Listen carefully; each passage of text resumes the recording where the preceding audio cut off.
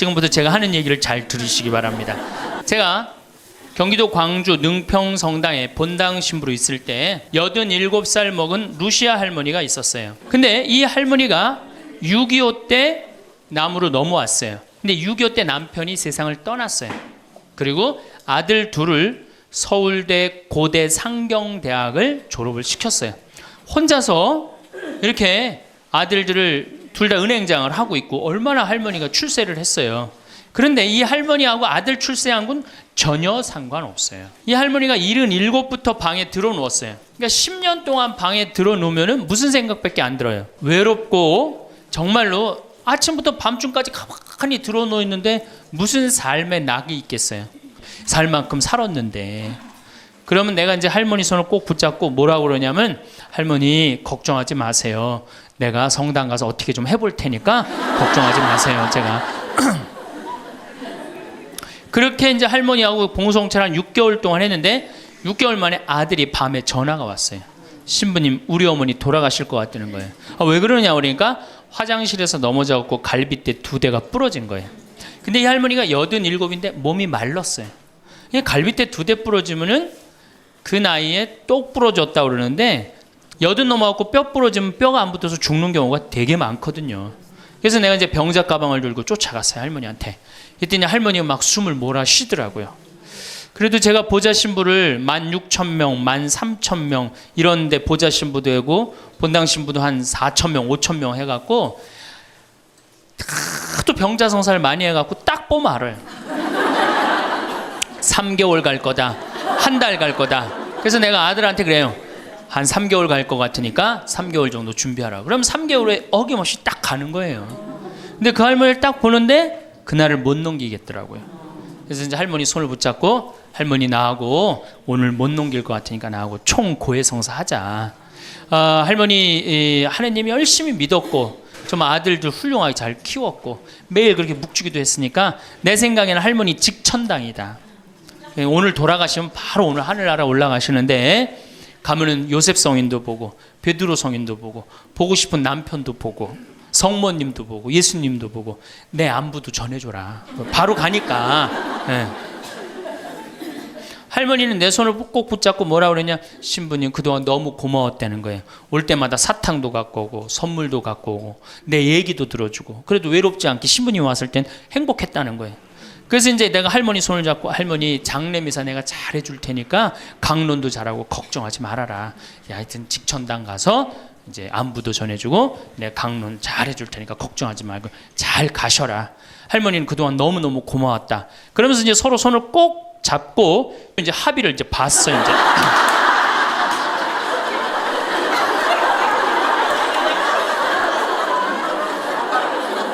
그래갖고 이제 본당에 와갖고 연령회장한테 연락을 했어요. 우리 그 루시아 할머니 돌아가실 것 같으니까 빨리 가서 임종경 해라. 그 사무장한테는 내가 이제 내일 아무래도 장례가 나을 것 같으니까 장례 준비를 해라. 이제 그리고 이제 기다리는데 일주일이 돼도 연락이 없고 2주일이 돼도 연락이 없는 거야. 한 달 만에 다시 봉송체 신청이 들어왔어요. 그래서 내가 가갖고 할머니한테 그래서, 할머니 어떻게 된 거냐, 우리 살아서 안 보기로 하지 않았느냐, 근데 왜 살아있느냐 그랬더니 할머니가 우리 아들들이 어머니 돌아가시면 안 된다고 삼성의료원에 데려다가 그걸 붙여갖고 온 거예요.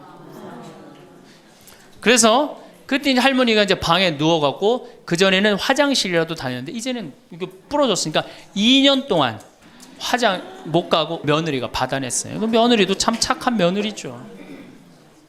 90살이 됐어요. 이런 부활 때 돼갖고 내가 이제 봉송체를 나갔는데 할머니가 일어나서 나온 거예요. 날 마중을 나왔어요. 그리고 하시는 말씀이, 신부님 이제 좀 일어나 다닐만 하다는 거예요. 이게 지금 가두션찬을 판국인데 일어나 다닐만 하다. 92살이 됐는데 이 할머니가 내가 성당을 줬는데 성당 어떻게 줬는지 구경하고 싶다고 이게 이불을 뒤집어 쓰고 성탄 전야미사에 나왔어요. 여러분들 정말로 내가 보통 이게 30년을 한 세대로 봅니다. 그렇죠? 그 60까지, 결혼 30에서 60까지 정말 오래 사는 거예요. 근데 요즘은 이제 90까지 한 남자하고 60년을 살아요. 살만해요? 한 남자하고? 한 여자하고 한 남자하고 부부로 만나서 딱 30년 사는 게 가장 맞대요. 그래서 그걸 30년을 한 세대로 보는 거예요. 근데 이게 더블로 사네. 한 남자랑. 저는 생각 잘했죠. 장가 안 가고 혼자 사는 게 정말 좋은 거예요. 또 내가 그 능평성당에 있으면서 겪었던 일인데 이 할아버지가 73살이야. 요셉 할아버지가 73살인데 며느리가 나보다 1살 어려요. 마침 우리 고향 사람이야. 그래서 아주 참 내가 이뻐했죠, 마음으로. 근데 이 며느리가 애를 4을 낳았어요. 그게 참 착해요. 누가 봐도. 그래서 다 효녀라고 그랬어요. 효부라고 그러고. 그 이렇게 보면은 정말로 성당도 열심히 나오고 시어머니 시아버지도 잘 모시고. 근데 나한테 와서 이제 개인적으로 신세 한탄을 할 때는 그러는 거예요. 신부님 시집살이 하기 너무 힘들다는 거예요. 우리 시어머니 시아버지는 아침 점심 저녁으로 따뜻한 밥만 원한다는 거예요. 8명을 아침 점심 저녁 밥 세끼를 한다고 생각해 보세요. 힘들겠어요? 안 힘들겠어요? 여러분들 힘들겠죠? 네. 그래서 내가 이제 그 마음으로 이제 새기고 할머니 할아버지들을 모시고 온천을 간 적이 있어요. 다 온천을 이제 끝나고 난 다음에 이제 우리 할아버지가 이제 73살 먹은 요셉 할아버지가 막걸리를 근사하게 드시더라고.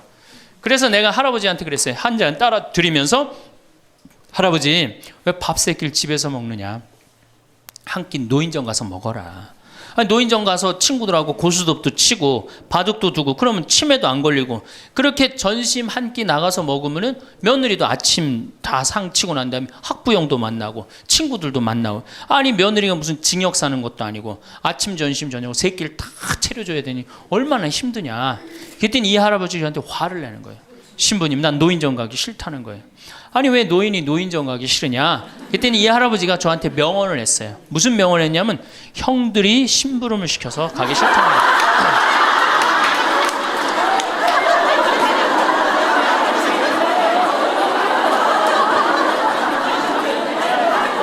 아니 무슨 73세 형들이 심부름을 시키냐. 그랬더니 아 신부님 모르는 소리 하지 마세요.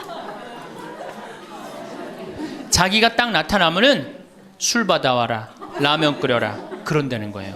그래서 노인정 가기 싫다는 거예요. 제가 그때 너무 충격을 받아갖고 벌써 5년 전 얘기예요. 수원에 있는 아버지한테 가서 물어봤어요. 아버지 노인정 가세요. 그때 아버님이 73이셨어요. 아버님 노인정 가세요 안 가세요? 그랬더니 안 간다고 화를 내시더라고요. 아니 왜 노인정 집에는 우리 어머니 아버지만 살고 자식들은 한 1km 반경에 떨어져서 살거든요. 왜 안 가시냐고 그랬더니 우리 아버님 하시는 말씀이 형들이 청소시켜서 가기 싫다.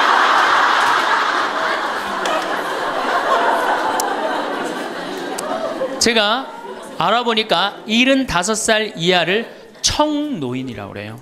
청년 노인이라는 거예요. 청년 노인. 제가 여기 3년 전에 수원 고등동 성당에 95살 먹은 할머니가 오셔갖고 래프팅 하고 가셨어요. 배 타는 거 있죠?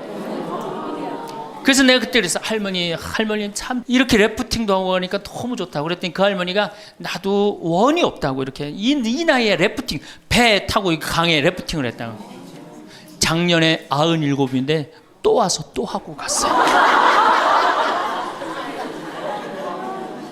그러니까 여러분들 100살 산다는 거 지금 막연한 얘기가 아니에요. 여러분들 100살 산다는 게 확실하게 여러분들은 앞으로 남은 인생이 50년 남아있어요. 이렇게 오래 살 줄 모르고 지금부터 이제 중요한 얘기예요. 지금부터 잘 들어요. 지금부터 이렇게 오래 살 줄 모르고 있는 돈 없는 돈 자식한테 다 물려줬어. 얼마를 물려주느냐. 이게 이제 큰일이에요. 자식 대학 하나 졸업시키는데 2억 5천 들어갑니다. 둘 졸업시키면 5억이에요. 부부가 은퇴해서 죽을 때까지 우리가 지금 필요한 현금이 5억이에요. 자식 둘 대학만 안 보내면 뭐예요? 딱 노후대책연금 딱 확보하는 거예요. 그런데 우리가 지금 자식들 정말로 보낼 애들을 대학에 보내느냐. 지금 여러분들 20대 실업자가 100만 명이 넘어요. 걔네들 다 대학 나온 애들이에요. 독일은요. 얘가 똑똑하고 안 똑똑하고 중학교 때 갈라버려요. 그래서 대학 나오는 사람 별로 없어요. 그리고 중학교 때 머리 나쁜 놈은 어떻게 해? 아이 기술 배워갖고 기술을 배워갖고 월급 별 차이 없어요. 근데 우리는 다 대학을 가잖아요.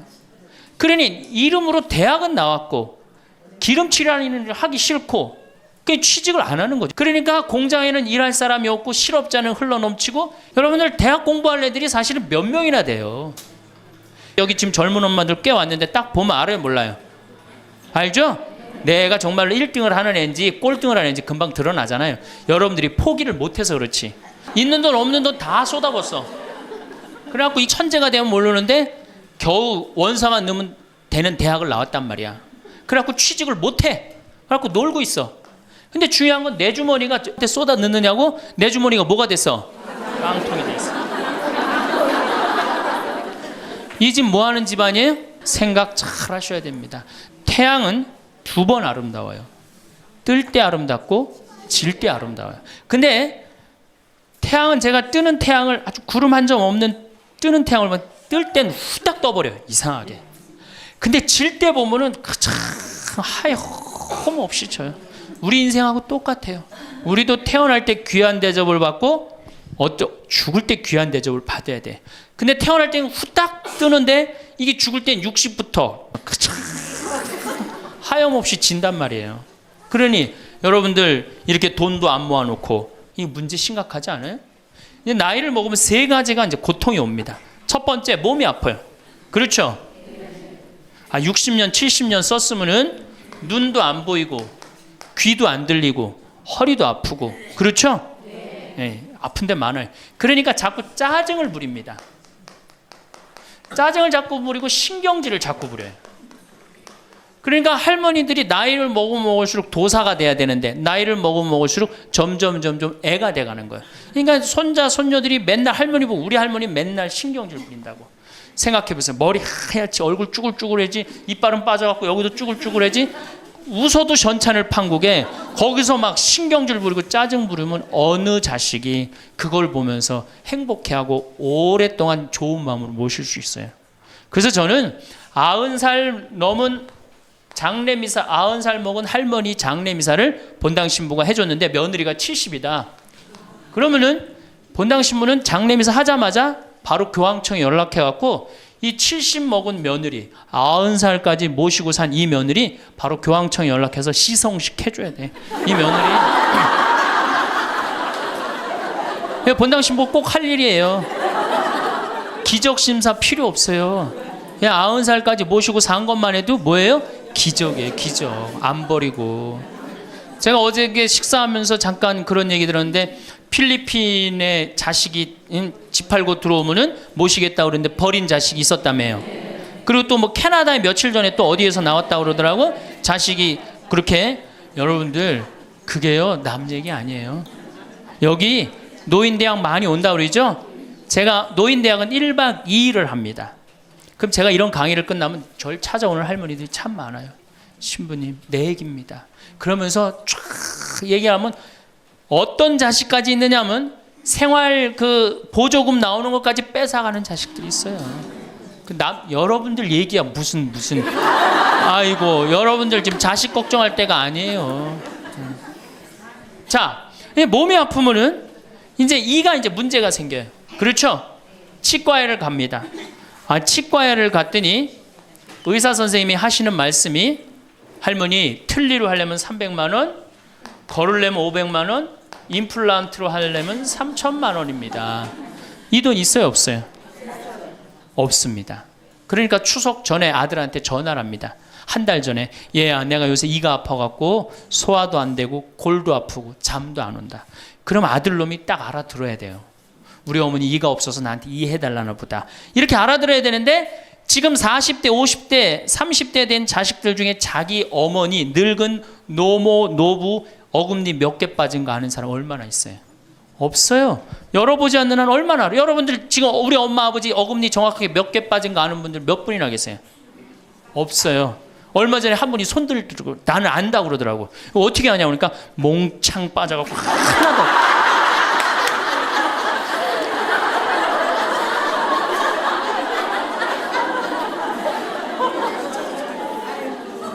그러지 않는 한 자기 부모님 어금니 몇 개 빠진 거 아는 사람 없어요. 제가 지금 강의를 한 10만 명 이상 했는데 정말로 아는 사람들 없어요.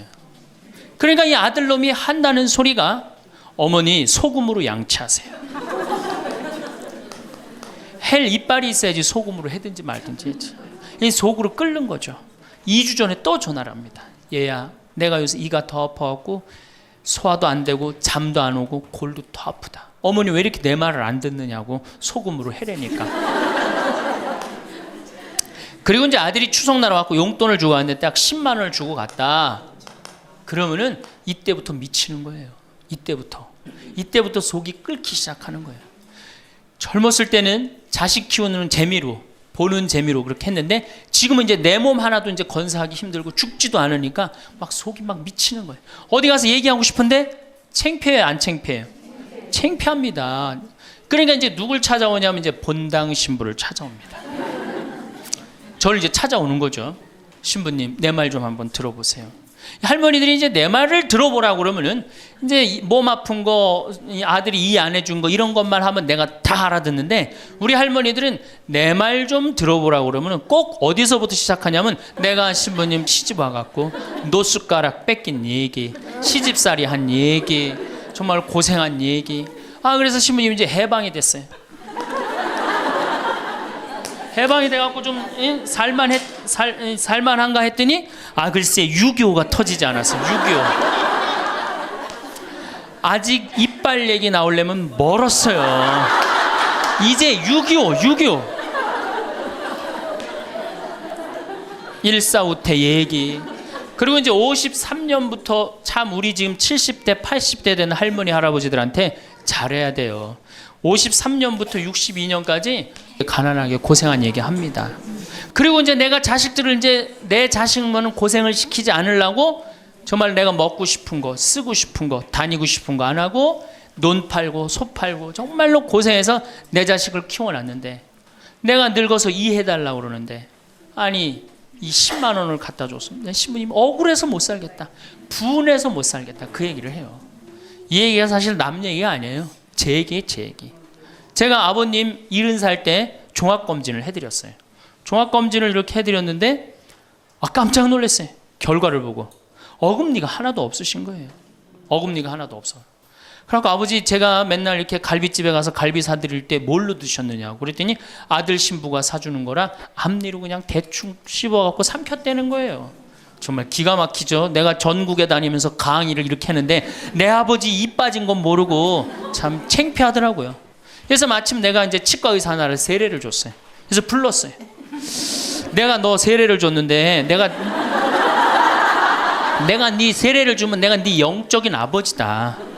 근데 우리 육적인 아버지가 이가 하나도 없다. 돈은 내가 요것밖에 없으니까 네가 아버지다 생각하고 완벽하게 해놔라. 뭐 가장 정성을 들여서 해놔라. 내가 뭐 그 병원도 축성도 해주고 다 해줬으니까. 그래갖고 정말 아버지 하듯이 아버지라고 그래라 그냥. 그래 아버지 하듯이 거의 1년 동안 매주일 공사를 한 거죠. 그래갖고 완벽하게 해드렸어요. 그 다음부터 이제 갈비집에 가도 이제 심지까지 뜯어 드시고 그 다음부터 이제 지리산 꼭대기까지 뛰어 올라갔다 뛰어내렸다. 두 번째, 친구가 없어요. 이거 아주 중요한 겁니다. 여러분들 여기 이제 할머니 할아버지들 몇 분 계신데 자 내가 돈에 주머니가 없어. 그럼 바깥에 나가고 싶어 안 나가고 싶어요? 당연히 안 나가고 싶어요. 내가 저 모임에 나가갖고 뭘 한번 얻어먹었어. 그 다음에 내가 그 친구한테 사줘야 되는 내가 돈이 없어. 그 다음 만나게 돼요 안 만나게 돼요? 나이 먹어갖고 돈이 없으면 자신이 없어져요. 그러니까 여러분들 자식 초등학생이 학원비가 50만 원, 지금 중학생이 70만 원, 고등학생이 90만 원이에요. 그러면은 내가 이 90만 원 중에 20만 원만 떼어서 어머니 용돈 줘봐. 우리 어머니 신나서 살걸? 근데 내 자식 학원비 90만 원 안 갖고 오는데 부모 30만 원 용돈? 여러분들 지금 자식들이 부모한테 용돈 얼마 주는 줄 아세요? 1년에 100만 원 줘요. 그 나누면 8만 원이야, 8만 원. 그걸 받으려고 있는 돈 없는 돈 또 고생해가면서 그렇게 키워요. 이제는 부모 자식지간의 효의 개념은 끝났어요. 효는 끝났다고 그래요. 많은 사회학자들이 효는 끝났다. 사랑만 남아있다는 거예요. 이 얘기도 이제 제가 곧 할 거예요. 자, 친구가 없으니까 속이 좁아져요. 그렇겠어요? 안 그렇겠어요? 아니, 친구들이 있으면 얘기도 좀 하고 속도 풀고 그러면 속이 좀 이게 풀려 맺혔던 것도 풀잖아요. 집안에서 이제 친구가 없으니까 가만히 방 안에서 이제 뒷방 벽에 이제 어느 학자가 우리나라 노인을 뭐라 그래? 쥐처럼 깜깜한 방에서 웅크리고 앉아있다고 그래요. 우리 할머니들이 내가 봉송체 가면 하고 있는 일이 깜깜한 방에서 진짜 웅크리고 앉아있어요. 쥐처럼. 그러니까 할 일이 뭐가 있어? 벽에다가 인생 복귀하는 거죠. 이빨 안 해준 거 생각하고 한숨 한번 쉬고. 여름에 냉면을 먹고 싶어. 그러면은 큰아들이 사줄래나 둘째 아들이 사줄래나 막내 아들이 사줄래나 기다리는데 한 놈도 안 사줘. 그러면 언제 그걸 갖고 있다가 터트려요? 추석 때 터트립니다. 내가 옆집 자식들이 와서 갈비도 사주고 냉면도 사줬다는데 나는 자식이 6, 7인데 나한테 냉면 사주는 자식 하나도 없다고. 냉면이 얼마나 해요? 5,000원, 10,000원이면 하죠? 그럼 자기 돈으로 사 먹으면 되는데 우리 할머니, 할아버지들은 자기가 자기를 위해서 돈 쓰는 걸 할 줄 알아요? 몰라요? 몰라요. 정말 이거 큰 문제예요. 냉면 먹고 싶으면 자기 가서 사 먹으면 될 거 아니야. 그런데 그걸 기다리고 앉아있어. 그러니까 한을 쌓는 거지. 5,000원을 가지고 큰아들이 사줄래나 둘째 아들은 사 먹으면 되는 걸. 그럼 행복한데. 그래갖고 이제 냉면 못 얻어먹은 거 아들이 이제 퇴근해갖고 들어옵니다. 아들이 퇴근해갖고 들어오면요, 참 문제는 뭐냐면은 아들이 들어오면은 어떻게 하면 돼? 내가 여러분들 나이 먹어갖고 싸움을 안 걸면요 자식들이 말을 안 해줍니다. 그러니까 아들하고 싸움을 거는 거예요. 너 이빨 10년 전에 안 해줘갖고 나 이거 쪼글쪼글 해갖고 이제 아무것도 못한다 그러더라. 아들이 듣다 어머니 그만하세요. 한 번만 하면 100번째예요. 그럼 이게 안 먹히나 보다 그래서 방에 들어왔고 또 이제 벽에다 복귀한 것 중에 그래 냉면 못 얻어먹은 거 들고 쫓아나가. 옆집 할망구 냉면도 얻어먹었다는 난 냉면도 못 얻어먹었다. 몸 아프죠? 친구 없죠? 뭐만 남으냐면 자존심만 남습니다. 그냥 어디 가서 얘기하긴 창피하고 또 이제 본당 신부를 또 찾아옵니다. 이제. 그래서 저한테 얘기를 해요. 신부님 내 말 좀 들어보라고. 이제 할머니가 이제 또 내 말 좀 들어보라고 그러면 이제 또 내가 이렇게 키웠는데 이제 늙었으니까 필요 없다고. 여러분들 그런 소리 이제 듣습니다. 왜 이렇게 오래 사느냐고 분명히 자식들한테 그런 소리 들어요. 100살까지 산다고 생각해봐요. 그것도 자식한테 얹혀서 100살 산다고 생각해보세요. 이제는 자식하고 늙어서 같이 산다는 생각은 꿈도 꾸면 안 돼요. 늙어서 이제 나 어떻게 살아야 돼? 나 혼자 자식한테 폐 안 끼치고 오래 사는 게 누구하고 좋은 관계 유지하는 거야? 자식하고 좋은 관계 유지하는 거예요. 그래갖고 이제 다 듣고 이제 할머니가 나한테 그래. 신부님 나 꽃동네 좀 바래다 줄라. 난 자존심 상해서 저 집에서 도저히 못 살겠다. 그럼 내 할머니한테 그래. 할머니 꽃동네는 아무나 가는 게 아니에요. 안 돼요. 그저 새벽에 그 꽃동네 앞에 내려다만 주면 그 다음부터 내가 다 알아서 할 테니까 신부님은 꽃동네 앞에까지만 바래다 달. 내가 이제 다 듣다가 할머니한테 그래요. 할머니 그 자식 키웠을 때 속상한 적 있었어요? 없었어요? 속상한 적 많았죠. 7살 10살 미운 오리 새끼 그때 말 안 들을 때 할머니 그 아들한테 속상하면 뭐라고 그러셨어요?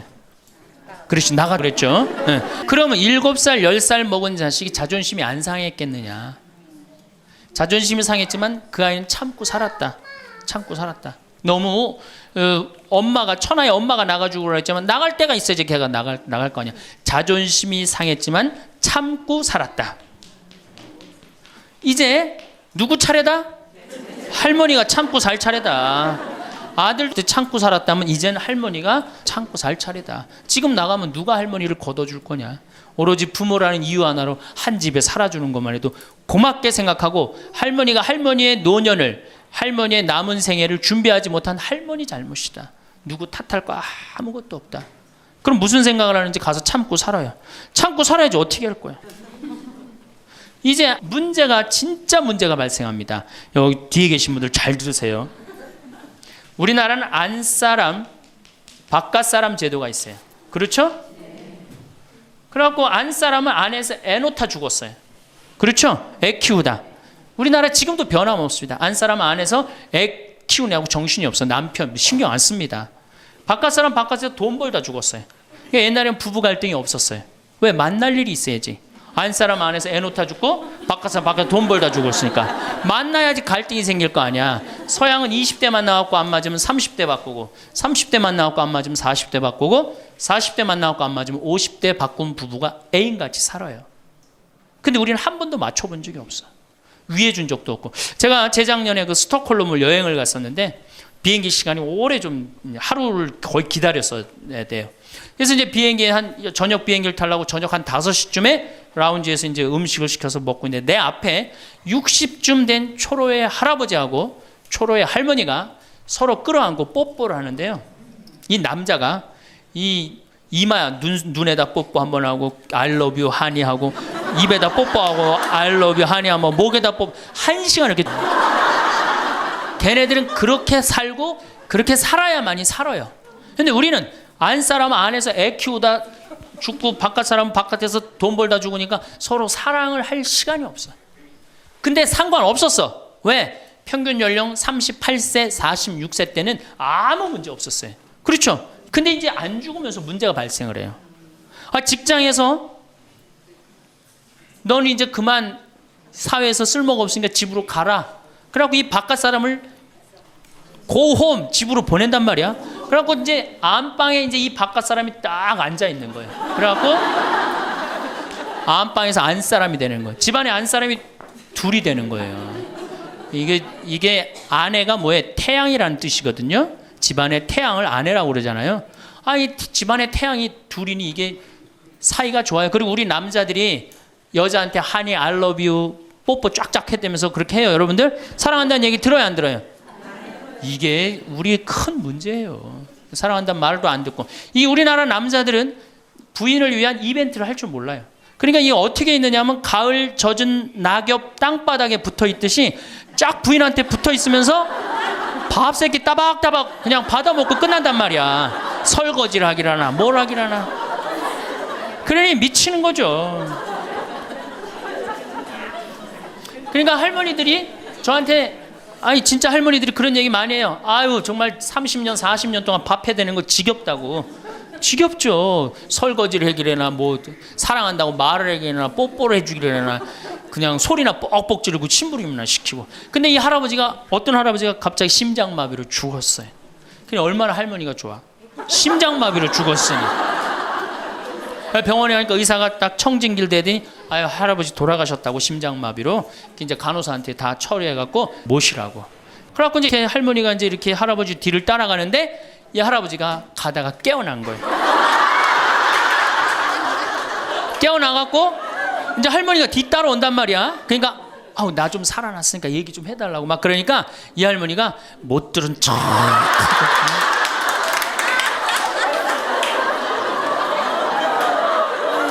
할아버지가 조금 있으면 완전히 이제 들어가게 생겼단 말이야. 말은 안 나오고 더 애절하게 나 좀 살아났으니까 얘기 좀 해달라고. 그러니까 이 할머니 하시는 말씀이 할아버지 다리를 치면서 이 양반아 의사가 죽었대는데 왜 이렇게 말이 많으냐고.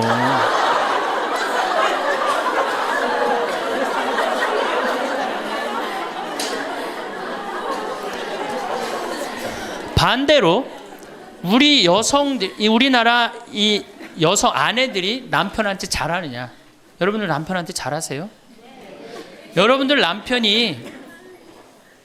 남편이 바깥에 나가면 왕 대접받는 남편이 얼마나 있을 것 같아요? 없습니다. 그럼 층층샷 나가면 섬기는 사람이에요. 굽신거려야 되는 사람이고. 근데 아침에 출근할 때 정말로 내 남편이 전쟁하러 나가는데 정말로 왕 대접하고 내보낸 부인이 얼마나 돼요? 이러지 않으면 다행이지. 머리 막 부시시 해갖고 막 사자 머리를 해갖고 머리 끝에는 밥풀 하나 딱 이렇게 붙여놓고 여보 다녀와. 퇴근을 했는데 아직도 그 부시시한 머리를 가지고 테레비를 보고 앉아있다. 어느 남자가 집에 들어오고 싶겠어요. 여기 평창에 대유라는 오픈했어 작년에. 그러면 여러분들 남편이 어디 가면은 왕대접 받아요. 그러니까 여러분들이 남편을 내모느냐 집안으로 끌어들이냐 누구한테 달려있는 거야? 여러분들한테 달려있어요. 그런데 그래서 일주일에 한 번 남편을 위해서 요리를 하라는 거예요. 부인이. 정말로 지혜로운 부인은 요리를 한 번씩 하라는 거예요. 그래서 낙지볶음도 하고, 요새 그 텔레비에 보면 이렇게 홍어 이렇게 삭힌 것도 많이 홈쇼핑으로 보내주잖아요. 딱 해갖고 삼합 딱 해갖고 와인 하나 딱 준비하고 이브닝 드레스도 좀 쫙 입고, 이런 이벤트가 있어야지 60년을 같이 살지. 무슨 재미로 60년을 살아요. 이건 뭐 김치찌개 한번 해줬단 말이야. 부인이 저녁에 김치찌개 해줬는데 다음날 아침에 출근할 때 보니까 그거 졸여갖고 이제 또 내놨단 말이야. 저녁에 퇴근할 갖고 왔는데 그걸 볶아갖고 또 내놨어.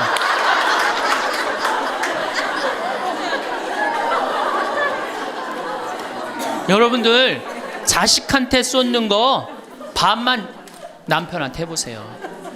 여러분들 아마 얻고 살 거예요. 나이 먹어서 유일한 친구가 누굽니까? 남편이고 아내밖에 없어요. 제가 평택에서 본당 신부를 할 때 할머니 한 분이 남편이 평생 술 먹고 나가서 딴살림했어요. 근데 이 할아버지가 늙어갖고 중풍이 걸린 거예요. 중풍이 걸려갖고 집에 들어온 거예요. 그러니 이 할머니가 믿겠어요, 안 믿겠어요? 밉죠. 그러니까 이 할아버지가 또 말도 못하는 중풍이 이제 와갖고 고해성사를 이제 이렇게 할머니하고 할아버지하고 같이 들어와요. 그래갖고 이제 할머니가 이제 할아버지 잘못한 걸 다 나한테 얘기를 해줘요. 그러면은 할아버지가 그걸 받아들이면 되는데 안 받아들입니다. 내가 언제 그랬느냐. 그러니 내가 봐도 야, 저 할아버지 양심도 없구나. 그냥 젊었을 때 저러더니 늙어서 고해를 대신까지 해주는데 얼마나 고마워. 그런데도 그냥 그 할머니를 또 저렇게 구박을 하니 참. 근데 그 할아버지가 돌아가셨어요. 마침 내가 있을 때. 그래서 내가 장례 미사를 해주고 할머니 손을 꼭 잡고 그랬어요. 할머니 이제 그동안 고생 많이 했으니까 이제 편안하게 집에 가서 이제 행복하게 쉬시라고 남은 여생. 그래갖고 이제 할머니를 보냈는데 그 밤 11시에 할머니가 전화를 했어요. 신부님 우리 집에 좀 와달라는 거예요. 한참 자는데. 왜 그러시냐고 그러니까 그 병상에 누워있던 남편이 없으니까 이 집이 그렇게 무섭고 쓸쓸하고 외롭고 허전하다는 거야. 지금 빨리 와서 기도를 해달라는 거야. 그래서 자다가 또 옷도 갈아입고 이제 내가 가고 그 할머니 이제 안수기도 해주고 이제 손잡고 기도해주고 오면서 늙어서 남편이 죽는다. 그날로 여러분들은 아무것도 아니에요. 완전히 홀로 되는 거예요. 그러니까 정말로 귀하게 지금 자식을 귀하게 해줘야 돼. 남편을 귀하게 해줘야 돼. 그러니까 오늘 당장 집에 가고 학원 끊어요. 학원 끊고 대학 다닌 자식 있으면 당장 휴학시키세요. 자, 맨 마지막으로 이제 돈이 없어. 이게 이제 제일 큰 문제죠. 그렇죠? 돈만 있으면 어때요? 자식하고 관계가 굉장히 좋습니다. 돈만 있으면. 어느 정도로 좋으냐? 작년에 내가 여기 우리 생태마을에 콩을 계약 재배를 했어요. 계약 재배를 했는데 1억 원어치 정도 콩을 샀어요. 그런데 제가 무슨 일이 좀 생겨갖고 돈이 없어졌어요. 있던 돈이. 그 돈이 이제 한 2달이나 3달 후에 나오는데 농민들은 빨리 돈을 달라는 거예요. 이 계약 재배해갖고 왜 안 주냐. 그래갖고 쩔쩔 매는데 꼭 요맘때예요. 우리 어머니가 딱 오시더니 아들이 막 쩔쩔 매고 사람들이 막 농민들이 왔다 갔다 하는 걸 보고 왜 그러시냐고 신부님. 그래서 내가 원래 계약 재배를 했는데 돈이 원래 한 2억이 들어오기로 했는데 그 돈이 안 들어와갖고 내가 지금 못 줘서 지금 너무너무 당황스럽다고 그냥 그 얘기만 저는 했어요. 근데 어머니가 일주일 동안 있기로 하셨는데 그날 그냥 집에 가시더라고요. 우리 누나한테 가자 그랬더니 차로 가셨어요. 그 다음날 어머니가 전화를 하셨어요. 신부님 내가 그 돈 해서 보냈다는 거예요. 하루 만에 어머니가 그 엄청난 돈을 해서 보낸 거예요. 아들이 그냥 뭐 그런 거 고생하는 거 보기 싫은 거지. 그래갖고 그 돈을 해갖고 싹 일주일 만에 싹 정리했어요. 나는 어머니가 얼마나 고마운 줄 몰라요. 저는요 우리 어머니가요 안 죽었으면 좋겠어요.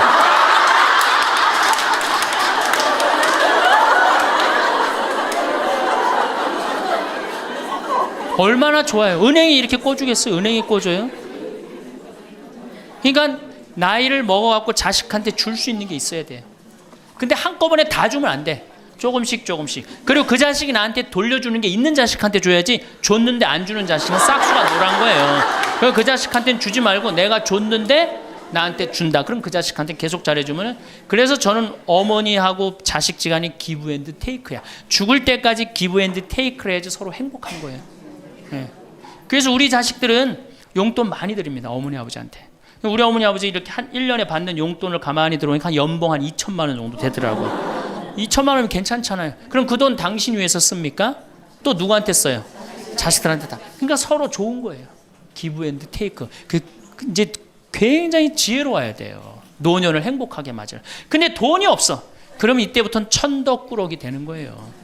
내가 이 프랑스 파리 쌍젤리제 거리를 가보니까 루이비통 구찌 있는 거리예요. 그렇죠? 쌍젤리제 거리 가보니까 거기서 저녁에 와인을 마시는 사람들은 할머니 할아버지밖에 없어요. 젊은 사람 꿈도 못 꿉니다. 우리나라 명동에 누구만 득실거려요? 젊은 애들이 득실거리죠? 이거 문제예요. 걔네들이 뭘 했어요? 돈을 벌었어요. 사회를 위해서 일을 했어요. 6.25를 겪었어요. 우리나라 경제 발전을 이뤘어요. 아무것도 한 거 없는 애들이 무의미하게 돈을 쓰는 거예요. 그러니까 사회가 불안정한 거예요. 이태리 로마의 라보나 광장이라고 있어요. 라보나 광장에 가보면요, 거기도 저녁에 할머니 할아버지 팔짱 다 7, 8분이 팔짱 끼고 숄 딱 거치고 와요. 그리고 와인 마셔. 젊은 애들은 꿈도 못 꿔요. 제가 오스트리아 비엔나에 비올라 공부하는 아이, 너 내가 맛있는 거 사줄게. 제일 좋은 데 가자. 그랬더니 시청 근처가 제일 식당이 좋대. 17명이 밥을 먹는데 15명이 할머니 할아버지예요. 젊은 애들 어디 있냐 그랬더니 내가 밥 먹고 보여드리겠습니다. 그랬더니 밥 먹고 시청 뒤에 공원에 가니까 젊은 애들이 우유하고 빵하고 그렇게 밥을 때우더라고요. 전심을 다 그렇게 때워요.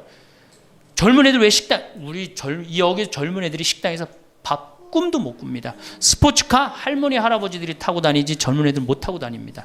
근데 우리나라는 명동에 가면 할머니 할아버지 없는데 어디 가면 할머니 할아버지 볼 수 있어요? 그렇죠. 탑골공원에 가면 거기서 배식 받아서 밥 먹고 있는 거. 이게 세상이 거꾸로 돌아가는 거예요. 나무는 뿌리가 튼튼해야지 나무도 튼튼합니다. 그렇죠? 나무가 튼튼해야지 열매도 튼튼한 거예요. 우리 사회도 할머니 할아버지들이 행복해야지 누가 행복할 수 있어? 내가 행복할 수 있어. 내가 행복해야지 누가 튼실해? 열매가 튼실한 열매가 나오는 거예요. 근데 지금 우리나라 사회는 뿌리가 썩어가고 있어요. 뿌리도 썩어가고 나무도 썩어가고, 당연히 뭐도 썩어가요? 열매도 썩어가는 거예요. 지금 썩어가고 있어요. 자, 우리나라가 178개 국가 중에 행복지수가 102등이에요. 102등. 왜 102등이겠어요? 태어나면서부터 글자 공부하기 시작해. 유치원 특목 유치원 다녀. 영어 배워, 중국어 배워, 일본어 배워. 초등학교 가서 이 학원 저 학원 시달려. 공부 못하면 완전히 나쁜 놈이야. 이 세상에서 정말 부모한테 불효자야. 중고등학교 그래서 자괴감 느껴. 대학교 가서 또 취직해야 돼. 그냥 죽어라고 입사시험 보는데 실업자가 100만 명, 20대가 넘어. 대학을 졸업해도 취직도 못해. 그리고 어떻게 해서 결혼을 했는데 부모 돈 얼마를 뺏어요? 우리나라가 결혼 자금이 1억 7천만 원 들어가요. 미국 2,700만 원이에요. 그러니까 누구 돈 다 되는 거예요? 부모가 있는 돈 없는 돈 다 해주는 거. 미국은 안 해줍니다. 일본도 안 해줍니다. 일본의 부모가 어떤 부모가 훌륭한 부모예요? 결혼식 때 10만엔 부조하는 부모 훌륭해요. 100만 원 부조하는 부모가 훌륭한. 그 더 이상 안 해줘요. 근데 우리는 있는 거 없는 거 다 해줘. 그렇죠? 있는 거 없는 거 다 해줘. 근데 자식이 그걸 받은 은혜를 알아 몰라요? 받은 놈들은 끝까지 모릅니다. 이 열매 벌써 썩었어요. 그러니까 결혼해서도 자식 키우느냐고 고생, 집 얻느냐고 고생, 늙어서도 제대로 노년을 행복하게 즐기지 못해. 여행도 못 다니고 뒷방에 웅크리고 있어. 애들 때도 괴롭고 결혼해서도 괴롭고 늙어서도 괴로워. 그러니까 행복지수가 몇 등이야? 102등이에요. 이게 다 누가 만들어내는 거예요? 여성이 깨어나야 되는 거예요. 여성이 깨어나야지 우리 사회가, 저는 이 세상에서 대한민국처럼 살기 좋은 나라 없다고 생각해요. 누가 뭐라 해도 대한민국이 세계에서 제일 살기 좋아요. 음식점에 가면 물 공짜로 주는 나라 어디밖에 없어요? 대한민국밖에 없어요. 다 사 먹어야 돼요. 이 환경 하나만 해도 기가 막힌 거예요. 더 기가 막힌 거 뭔지 아세요? 아니, 밥 먹었는데 커피도 공짜로 줘. 이게 정말 좋은 나라예요. 근데 왜 우리가 다 불행하다고 느끼느냐? 이 질서가 무너졌기 때문이에요. 여러분들은 노년에 행복한 노년을 가져야 돼. 그래서 제가 이제 다음 시간에는 어떻게 하면은 우리가 행복하게 살 수가 있느냐. 도대체 내가 성당을 나가는데 내가 도대체 행복이 뭔지 모르고 지금 살아간다는 문제가 있죠. 예수님이 뭐라고 그랬어요? 행복하여라. 산상설계 첫 말씀이 뭐예요? 행복하여라. 그래서 다음 시간에는 행복에 대한 이야기를 하도록 하겠습니다. 같은 나이인데도 어떤 사람은 유독 여유 있어 보입니다. 말투에 무게가 있고 표정에 흔들림이 없으며 걷는 자세 하나에서도 단단함이 느껴집니다. 무언가를 많이 가져서가 아닙니다. 누군가에게 특별한 대접을 받아서도 아닙니다. 그 사람에게서 풍기는 분위기는 외부에서 온 것이 아니라 내면에서 오는 것입니다. 말 한마디를 해도 서두르지 않고 누군가의 시선을 의식하기보다 자기 자신의 중심에서 움직이는 느낌이 있습니다. 웃을 때도 억지스럽지 않고 침묵할 때도 불안해 보이지 않습니다. 그냥 그 자리에 있는 것만으로도 편안한 사람이 있습니다. 반면 어떤 사람은 늘 피곤해 보이고 무언가에 쫓기듯 살고 있으며 자기 자신보다 주변의 눈치를 먼저 살핍니다. 표정이 굳어 있거나 어딘가 억눌려 있는 듯한 인상을 주기도 합니다. 쉬는 시간에도 쉬지 못하고 혼자 있는 시간에도 편안해 보이지 않습니다. 이 둘의 차이는 돈이 아닙니다. 건강의 차이도 아닙니다. 가진 것에 많고 적음도 아닙니다.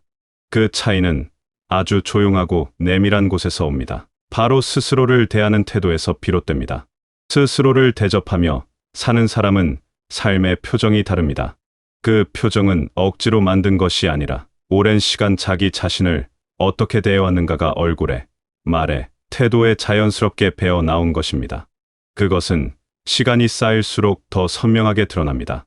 살아온 방식이 고스란히 몸에 새겨지기 때문입니다. 스스로를 대접한다는 말을 들으면 어떤 분들은 고개를 갸웃하실 수 있습니다. 사치스럽다고 느끼거나 이기적인 것 아니냐는 생각이 드실 수도 있습니다. 나만 챙기고 나만 생각하는 태도처럼 들릴 수도 있습니다. 그러나 그것은 전혀 다릅니다. 스스로를 대접한다는 것은 화려함을 누리는 일이 아닙니다. 남에게 소홀해지는 일도 아닙니다. 그것은 아주 단순하고 조용한 것입니다. 나를 하나의 사람으로서 존중하는 최소한의 태도입니다.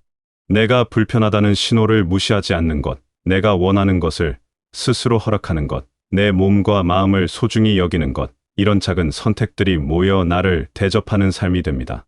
사람은 자기 자신을 어떻게 대하느냐에 따라 삶 전체의 품이 달라집니다. 남이 나를 귀하게 여겨주길 바라기 전에 내가 먼저 나를 귀하게 여기는 것이 순서입니다. 나를 대하는 방식이 결국 인생의 품격을 만든다는 말은 과장이 아닙니다. 내가 나를 어떻게 여기느냐가 내 삶 전체의 결을 결정합니다. 스스로를 함부로 대하는 사람은 자신도 모르는 사이에 타인에게도 함부로 대해지는 것을 허용하게 됩니다. 내가 나를 가볍게 여기면 다른 사람들도 나를 가볍게 대합니다. 그리고 그 결은 결코 남의 눈에 보이지 않는 곳에만 머물지 않습니다. 말투에, 표정에, 하루를 보내는 방식 전체에 배어 나옵니다. 나를 존중하는 사람은 그것이 태도로 드러나고 그 태도가 삶 전체를 다르게 만듭니다. 삶에는 크게 두 가지 방식이 있습니다. 기다리는 삶과 준비하는 삶입니다. 기다리는 삶은 언뜻 겸손해 보이지만 사실 그 안에는 깊은 무기력이 숨어 있습니다. 누군가 먼저 챙겨주길 기다리고 상황이 저절로 좋아지길 기다리고 몸이 알아서 회복되길 기다립니다. 그 기다림 속에서 하루가 가고 한 달이 가고 계절이 바뀝니다. 기다리는 사람은 무언가를 바라지만 스스로는 움직이지 않습니다. 그러니 삶이 나아지지 않아도 어쩔 수 없다는 감각에 익숙해집니다. 원망이 생기기도 하고 서운함이 쌓이기도 합니다. 그 서운함은 특정 누군가를 향하기도 하고 때로는 세상 전체를 향하기도 합니다. 그러나 돌아보면 그 서운함의 뿌리는 결국 내가 나를 위해 아무것도 하지 않았다는 사실에 있을 때가 많습니다. 기다리는 동안 삶은 조용히 흘러갑니다. 그리고 그 흐름 속에서 내 자리는 점점 작아집니다. 반면 준비하는 삶은 다릅니다. 내가 먼저 움직이고 내가 먼저 관리하며 내가 먼저 선택합니다. 그 선택이 거창할 필요는 없습니다. 작은 것 하나를 스스로 결정하고 스스로 행동에 옮기는 것만으로 충분합니다. 그 작은 움직임이 삶에 대한 주도권을 조금씩 되찾아 줍니다. 내가 나를 위해 무언가를 했다는 감각, 그 감각이 쌓이면 삶이 달라집니다. 행복은 기다림이 아니라 준비의 결과입니다. 그것은 누군가 가져다 주는 것이 아니라 내가 나를 위해 하나씩 쌓아가는 것에서 옵니다. 삶의 주인이 된다는 것은 거창한 선언이 아닙니다. 오늘 하루 내가 나를 위해 무언가를 선택했다는 감각에서 시작됩니다. 행복을 이벤트처럼 기대하는 분들이 계십니다. 특별한 날, 특별한 만남, 특별한 순간이 찾아오면 그때 행복해질 것이라 생각하십니다. 그러나 그런 순간은 자주 오지 않습니다. 오더라도 금세 지나갑니다. 행복은 이벤트가 아닙니다. 행복은 매일의 작은 태도가 쌓인 결과입니다. 어떤 마음으로 아침을 시작하는지, 어떤 방식으로 끼니를 챙기는지, 어떤 말로 스스로에게 말을 거는지, 이것들이 모여 행복이 됩니다. 행복은 남이 주는 것이 아니라 내가 나를 얼마나 아끼고 준비했느냐에 달려 있습니다. 습관이 태도를 만들고 태도가 삶을 만듭니다. 오늘 하루를 어떤 태도로 보냈는가가 결국 인생 전체의 질을 결정합니다. 내가 나를 어떻게 대접하는가, 그 방식이 켜켜이 쌓여 지금의 내 삶이 됩니다. 큰 결심 한 번보다 작은 태도 하나가 훨씬 오래갑니다. 단 하루도 빠짐없이 이어지는 사소한 선택들이 삶을 소모하는 방향으로 흘러가기도 하고 삶을 채우는 방향으로 나아가기도 합니다. 스스로에게 건네는 말 한마디도 마찬가지입니다. 나는 괜찮다. 나는 충분히 잘하고 있다. 오늘도 수고했다. 이 말들을 타인에게 건네기 전에 먼저 자신에게 건네는 사람과 그렇지 않은 사람의 하루는 분명히 다릅니다. 그래서 태도는 작은 것처럼 보이지만 실제로는 가장 큰 것입니다. 그런데 많은 분들이 스스로를 돌보는 일을 오랫동안 뒤로 미뤄왔습니다. 이유가 없었던 것이 아닙니다. 책임져야 할 것들이 많았습니다. 가족을 위해, 자식을 위해, 주변을 위해 내 것을 내어놓는 것이 당연한 일이었던 시절이 있었습니다. 참고 버티는 것이 성실함이었고 희생이 미덕이었으며 내 불편함을 드러내는 것이 오히려 민망한 일처럼 여겨지던 때가 있었습니다. 힘들다는 말을 꺼내는 것조차 약한 사람이 하는 일처럼 느껴졌습니다. 나보다 더 어려운 사람이 있는데 내가 힘들다고 말할 자격이 있냐는 생각이 스스로를 억눌렀습니다. 아프다는 말도 쉽게 꺼내지 못했습니다. 내가 쓰러지면 안 된다는 생각에 몸이 보내는 신호를 못 본 척했습니다. 쉬고 싶다는 마음이 들어도 쉬는 것이 게으른 일처럼 느껴졌습니다. 그래서 나는 언제나 뒷자리였습니다. 가장 나중에 생각해도 되는 사람, 아니 생각하지 않아도 되는 사람처럼 스스로를 대했습니다. 그 시간들이 틀렸다는 것이 아닙니다. 그 시간들은 분명 의미 있었습니다. 그 안에서 피워낸 것들이 있었고 지켜낸 것들이 있었습니다. 그러나 이제는 알아야 합니다.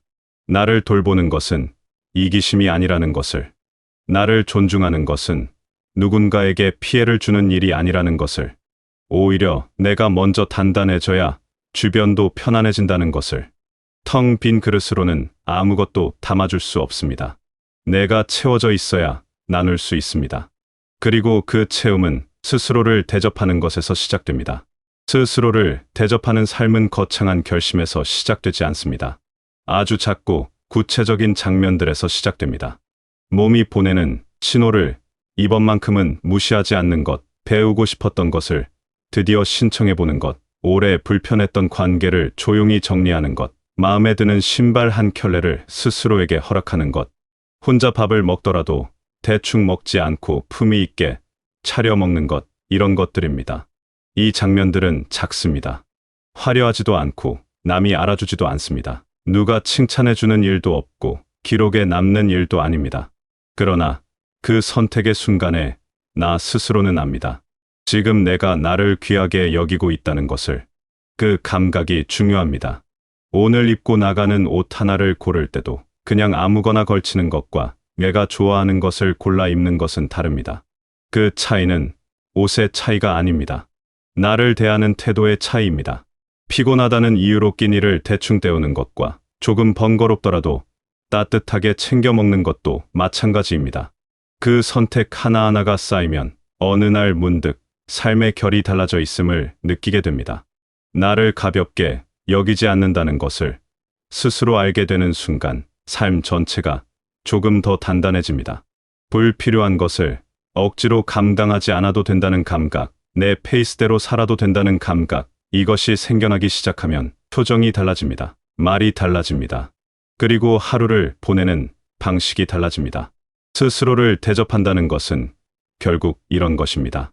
내가 나에게 좋은 하루를 선물하는 것, 내가 나에게 충분하다고 말해주는 것, 내가 나를 위해 무언가를 선택하는 것입니다. 나를 존중하는 삶은 관계도 바꿉니다. 내가 나를 채우지 못하면 그 빈자리를 타인에게서 채우려 합니다. 누군가 먼저 연락해 주길 바라고, 누군가 알아봐 주길 바라며 서운함과 기대가 쌓입니다. 그 기대가 채워지지 않으면 실망이 되고, 실망이 쌓이면 관계가 무거워집니다.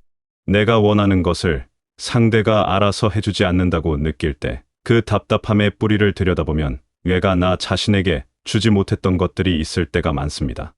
그러나 스스로를 충분히 대접하고 있는 사람은 다릅니다. 기대가 줄어듭니다. 집착도 옅어집니다. 서운함이 자주 찾아오지 않습니다. 자녀에게 인생을 기대거나 삶의 무게를 기대려 하지 않습니다. 그 자리를 스스로 채울 수 있기 때문입니다. 결국 내가 단단해지면 주변도 편안해집니다. 내가 흔들리지 않으니 관계도 덜 흔들립니다. 스스로를 잘 대접하는 사람 곁에 있으면 이유 없이 편안한 이유가 바로 그것입니다. 그 사람이 자신을 채우고 있기 때문에 주변에게 무언가를 요구하지 않습니다. 그 여유가 관계에 흐릅니다. 말 한마디에서도, 함께하는 시간에서도 그 여유가 느껴집니다. 나를 채운 사람은 타인도 채워줄 수 있습니다. 비워진 채로 나눠주려 했던 것과는 전혀 다른 방식으로 진짜 온기를 전할 수 있게 됩니다. 관계는 결국 내가 나를 얼마나 잘 돌보고 있느냐의 반영이기도 합니다. 과거는 바꿀 수 없습니다. 이미 지나간 시간은 되돌릴 수 없습니다. 그러나 태도는 오늘 바꿀 수 있습니다. 지금 이 순간부터 나를 대하는 방식을 바꾸는 것은 가능합니다. 늦은 나이란 없습니다. 늦은 선택만 있을 뿐입니다. 지금 이 자리에서 조용히 결심하는 것, 오늘부터 나를 조금 더 존중하기로 마음먹는 것, 그것이 시작입니다. 시작은 작아도 됩니다. 거창할 필요가 없습니다. 오늘 하루 내 몸에 귀를 기울이는 것, 내 마음이 원하는 것을 한 번 들어주는 것, 그것으로 충분합니다. 그 작은 시작이 내일의 태도를 만들고 내일의 태도가 모여 삶의 방향을 바꿉니다. 방향이 바뀌면 목적지가 달라집니다. 지금껏 나를 소모하며 걸어온 길이 있다면 이제는 나를 채우며 걷는 길로 방향을 조금 틀어도 됩니다. 그 길은 누군가의 허락을 받아야 갈 수 있는 길이 아닙니다. 스스로 선택하면 됩니다. 그리고 그 선택은 지금 당장 할 수 있습니다. 언제 시작해도 늦지 않다는 말이 있지만 사실 가장 좋은 시작은 지금입니다. 오늘 이 자리에서 조용히 마음을 돌리는 것, 그것이 새로운 시작이 됩니다. 남은 시간만큼은 나를 소모하는 삶이 아니라 나를 존중하며 채워가는 삶이 되기를 바랍니다. 지금껏 수많은 것들을 감당해 오셨습니다. 말없이 버텨온 날들이 있었고 내 것을 내어놓았던 순간들이 있었으며 스스로를 뒤로 미루며 앞으로 나아가야 했던 때가 있었습니다. 그 모든 시간이 여러분을 이 자리에 있게 했습니다. 그 시간들은 결코 헛된 것이 아니었습니다. 그 안에서 여러분은 충분히 수고하셨고 충분히 애쓰셨습니다. 그리고 그 모든 것들을 감당하면서도 여기까지 오셨습니다. 그것만으로도 충분히 대단한 일입니다. 이제는 그 여러분이 직접 대접해도 됩니다. 아끼고 보듬고 귀하게 여겨도 됩니다. 그것은 누가 허락해줘야 하는 일이 아닙니다. 스스로 허락하면 됩니다. 여러분은 그럴 자격이 있습니다. 지금까지 충분히 수고하셨으니까요. 그 수고가 이제는 나를 향할 차례입니다. 오늘 하루 아주 작은 것 하나라도 나를 위한 선택을 하시길 바랍니다. 그 선택이 쌓여 삶의 표정이 달라지고 삶의 결이 부드러워지며 나를 귀하게 여기며 살아가는 삶이 되시길 바라겠습니다.